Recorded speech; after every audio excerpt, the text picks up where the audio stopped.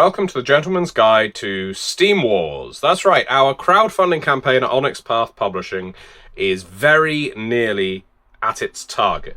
We always knew that Steam Wars would be a very interesting proposition. It is the newest setting for the Trinity Continuum universe, the very first one to use the StoryPath Ultra system. It's wonderful to see it getting support. We just need a push over the edge.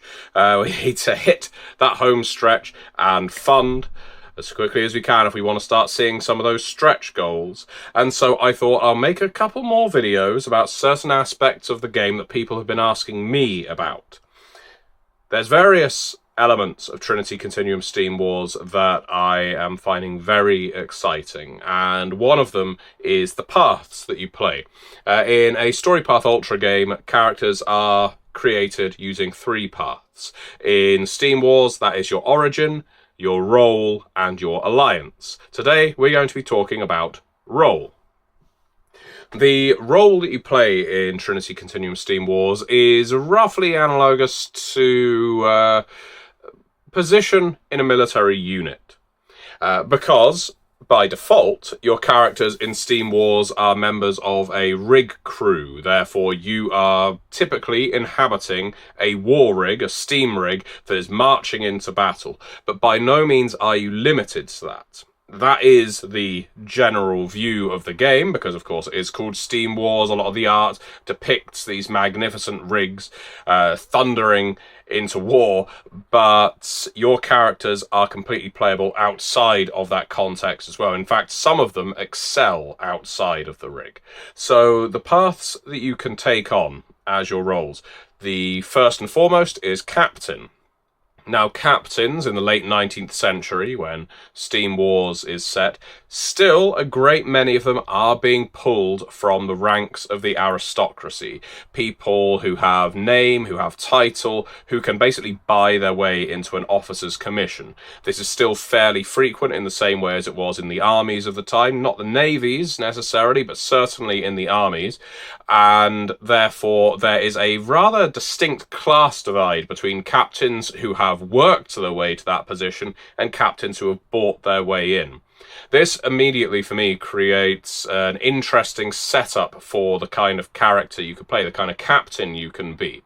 Captains, of course, have to also keep their team, their entire crew, together. So it's the kind of role that is going to lean heavily on certain social attributes, but also mental. You need to be making decisions quickly for the sake of your entire crew and the rig that houses you.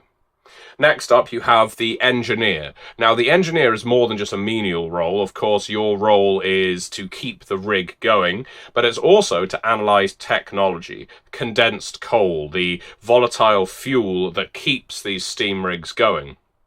Plus, engineers have a battlefield role. They are our cranesmen, our role that basically controls the booms, the arms, and the melee effects of your rig.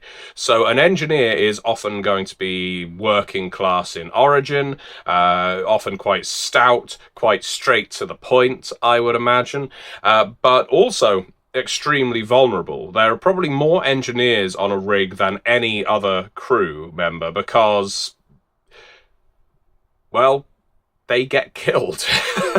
I was trying to think of a diplomatic way of saying that. But the thing is, I'm not an Envoy, which is our next role.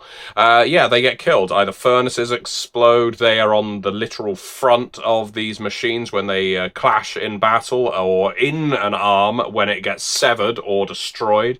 Therefore, they are likely to have a certain fatalistic attitude of just get the job done, because they don't necessarily want to think about tomorrow. For a lot of engineers, there is no tomorrow. Then we have our envoys. Now, envoys are responsible within the rig for communicating messages back and forth, of course, while there are ways to pipe messages through to different compartments in the rig. You also have envoys to carry these things on foot in case of damage. And what's more, they are responsible for transmitting messages between rigs. Some runners have to exist on the battlefield, and that's a very vulnerable position to be in. Sometimes you'll have a runabout, a smaller rig in tow that an envoy is going to use to pilot about the place, but otherwise, outside of the battlefield, the envoy is perhaps the most crucial member of the crew. because an envoy is a diplomat. An envoy is the face. Yes, a captain has the title, the epaulets, the medals, but it's the envoy who is going to probably be interacting in, let's say, modes of espionage, as well as trying to convince the enemy to surrender, or trying to get a mercenary unit that's also on the battlefield to switch sides. That is all down to the envoy, their charisma, their intimidation, their ability to manipulate the social ebb and flow of the Steam Wars. Then we have our gunners. Gunners, I think, are, based on the playtests I have run for Steam Wars, the most popular role, and it's not really a surprise, to be honest, because, yes, you get the most heavy machinery, death-dealing machinery, available to you in the game if you are a gunner. As with engineers, it puts you in a precarious position because the enemy rig is going to be aiming for you. One of the best things to do, if you can't disable the furnaces immediately and make the entire rig blow up, is to knock out their guns. Well, that's where you are as a gunner. But you can give as good as you get, and as a gunner you have access to a wide array of weaponry that is all detailed within the book, and of course the manuscript is available to anyone who backs on backer kits. The gunners are a lot of fun. I would suggest that, like engineers, they have a certain fatalistic bent, but they also have a lot of, you could call it jingoism, a bit of battlefield heroics, a bit of hoorah. They celebrate their victories in dramatic fashion. Some people might find them a little obnoxious, indeed, because they are, in a sense, the difference between glory and inglory, and it's down to the gunners, really. Both the snipers and the soldiers with the heavy, repeating machine guns and Gatling guns and the like, who are going to make the difference between whether the rig stands and marches or fails and falls. Then we have the Navigator. Now, the Navigator is a really interesting role, and it happens to be my favourite. Not only does the Navigator have the role of surveilling the battlefield from often the highest perch on the rig, likely to be all the way up in the helm. Again, you're going to be quite visible because you have to have visibility. That means you've got to have sight of everything that's going on around you.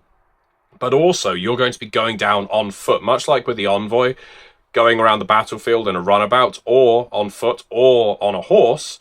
You are going to have to navigate everything around because you want to know the best mode of attack, the best means, the best direction to use, the most treacherous land in case you want to lure the enemy into it to give you an advantage on the battlefield.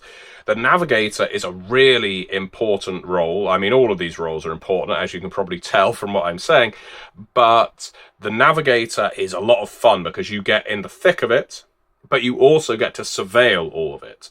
All of what's going on the battlefield is for you to communicate to the rest of the crew, probably to the captain, to then disseminate to the envoy, because there's always a chain of command in these things.